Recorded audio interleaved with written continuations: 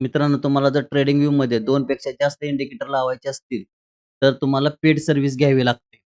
तर ते आपण पेड सर्व्हिस न घेता आपण कशा पद्धतीने इंडिकेटर लावू शकतो, ते आपण एक पाहूया. तर त्यासाठी तुम्हाला इंडिकेटरमध्ये जाऊन डी-आय-वाय कस्टम स्ट्रॅटेजी बिल्डर हे एक इंडिकेटर आहे. ते सर्च करायचं आहे. ते सर्च केल्यानंतर अशा पद्धतीनं ओपन होईल. ओपन झाले, की तुम्हाला सेटिंग या बटनावर जाऊन त्याचे सेटिंग करायचं आहे. तर त्यामध्ये इंडिकेटर सेटअप आहे. मेन इंडिकेटर सिग्नल आहे. त्यामध्ये तुम्ही कोणते-कोणते इंडिकेटर लावू शकता.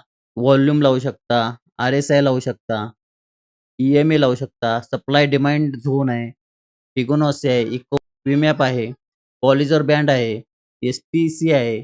असे खूप इंडिकेटर आहे. लिक्विडिटी झोन आहे. हे तुम्ही इंडिकेटर पिव्होट लेव्हल आहे. म्हणजे तुम्ही एकाच ह्याच्यामध्ये भरपूर इंडिकेटर लावू शकता आणि तुम्हाला पेड सर्व्हिस पण द्यायची गरज नाहीये. आता तुम्हाला इथे दिसेल शॉर्ट केलेलं आहे, लाँग होतंय. ते तुम्हाला हे इंडिकेटरमधून तुम्ही तुमच्या पद्धतीने करू शकता. तर लाँग, शॉर्ट तुम्हाला जे फिल्टर लावणार आहे तुम्ही, ते तुम्हाला इथे दिसून येईल. कन्फर्मेशन तुम्हाला मिळेल, की लाँग करायचं आहे की शॉर्ट करायचं आहे. अशा पद्धतीने हे इंडिकेटर यूज करून तुम्ही तुमचे पैसे वाचवू शकता. अशा पद्धतीने तुम्हाला अजून इंडिकेटरची माहिती मिळवण्यासाठी तुम्ही चॅनलला सबस्क्राईब आणि फॉलो करा.